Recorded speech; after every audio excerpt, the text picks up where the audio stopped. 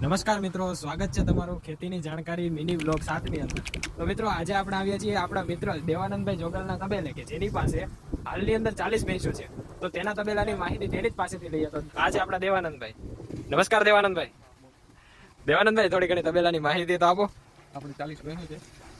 અને આ જે દેખાય આ શું છે દેવાનંદભાઈ? આ શેરડી હોય ને, હા. શેરડી બધી સુગંધમાં હોય જાય, તેની માથેનું જે પાન હોય એને ચાપટો હોય કટિંગ કરી. અહીંયા નાખવામાં આવે.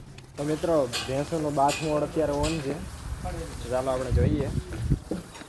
આ જે ભેંસોને બધે પાણી પાય છે અને બાથ મોડ બધું આ બધું જરૂરી છે.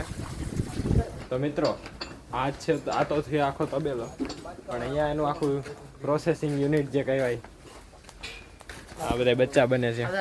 આઈફોનના ચાર્જર છે આ બધા.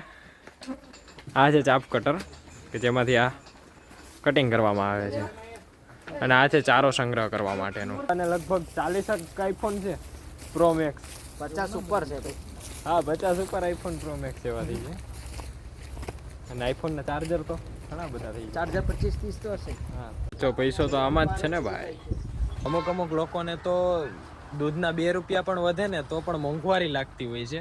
પણ આનું ઉત્પાદન કરવું ને ખરેખર અઘરી વસ્તુ છે, કેમ કે અમુક લોકોને બાજુમાં જવું પણ ના ગમતું ને આ લોકો તો 40-50 ભેંસોને સાચવતા હોય છે. તો તમે પણ આવી નવી માહિતીને જોવાનું પસંદ કરતા હોય તો આપણી ચેનલને લાઈક ને શેર કરવાનું ભૂલશો નહીં. Thank you.